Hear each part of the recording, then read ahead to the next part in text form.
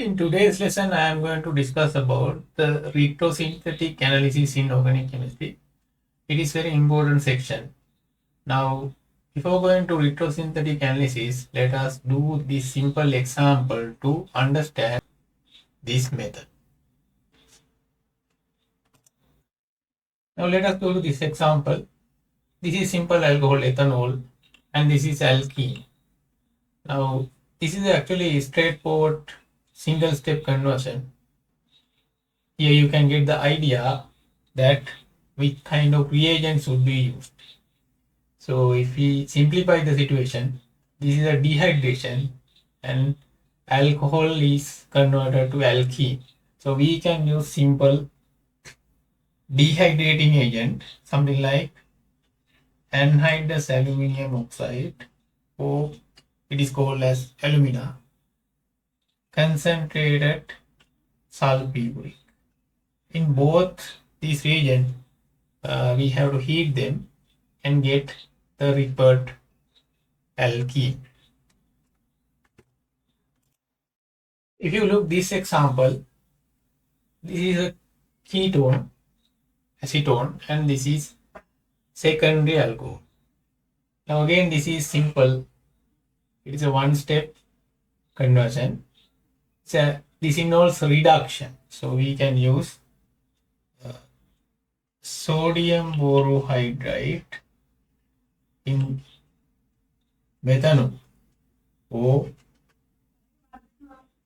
lithium aluminum hydride followed by acidic hydrolysis. Now, both the examples we discussed here involve simple single step, but all the situations we have to do will not succeed with this kind of simple conversion. Sometimes we will meet complex situation or complex examples. In those kind of cases, we have to simplify the problem. There, the retrosynthetic analysis come into play. Now imagine you are asked to do this conversion. No starting material is given. You have the freedom to select what you like. Also for the reagents. Now when we analyze this molecule, we have to go for the retrosynthetic analysis. In the retrosynthetic analysis, in the first step, we have to choose a place or a bond to break this molecule to two fragments. So in this example, it is not difficult to select because wherever you select, only two bonds are available, either this one or this one. Even if I select this bond or this bond to break, I will end with same two fragments. Let us check what will happen.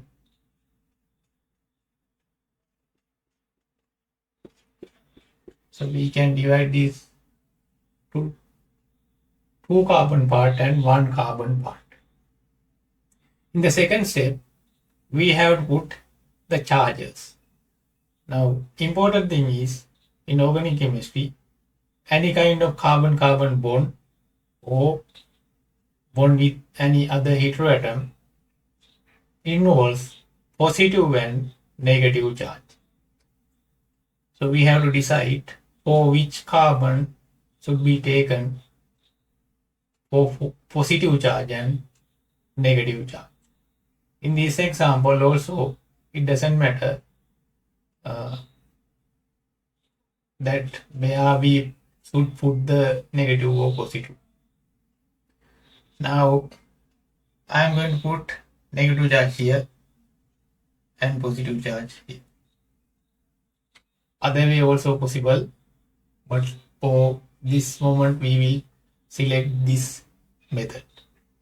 Now, next step is we have to find the relevant precursors that will give this kind of highly reactive species, because we cannot isolate these things, and also these are not available in the laboratory. Now, whenever we have negative charge, the best precursor is the Grignard reagent. The reason is Grignard reagent, we can generate a negative charge on carbon and positive charge on the magnesium metal. When we have positive charge like this, there are several options, but best thing is alkyl halide. In this case, we will take alkyl bromide because bromine is very good leaving group and also it will generate positive charge on carbon and negative charge on Br atom. But I am not going to put complete positive charge here because this is not going to be ionic bond like in this case. So we will put delta plus and delta minus because alkyl halide, the bond between carbon and halogen is polar, but they are not going to be completely ionic. Now we came to some extent. This molecule can be easily found in laboratory chemical or reactor. But here, this one, sometimes we might have to synthesis. Then we can take methyl bromide and put magnesium in dry ether.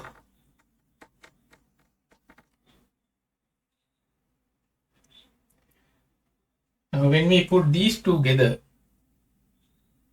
we will easily get the required simple alkane or propane. Because this is highly reactive and this can act as a nucleophile and attack this carbon center. So this is a very simple example that involves synthetic analysis. We will go to another one. So it will give more picture about the retrosynthetic analysis. Now let us consider this example. This is a ketone. It has 4 carbon atoms in the chain. Now, if you remember the steps we followed in the previous example, first thing we have to select a place to break the molecule.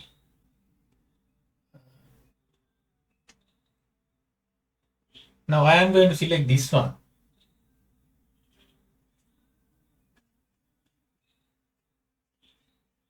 Then I will end up with these fragments. Then we have to select we have to put the charges. Definitely the positive charge should go to this. The reason is carbonyl group delocalize so that oxygen get the negative charge and carbon get the positive charge. Then definitely this carbon should get the negative charge. Then we have to consider the precursors for this. As in the previous example, we can get this by Grignard reagent.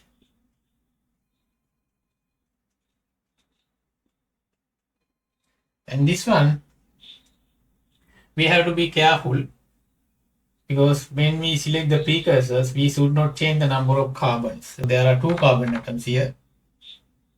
Then without change in the number of carbon atoms, I will select this aldehyde. Again, we can get this Grignard by reacting ethyl bromide with magnesium and dry ether. Okay, now we completed more than 90%.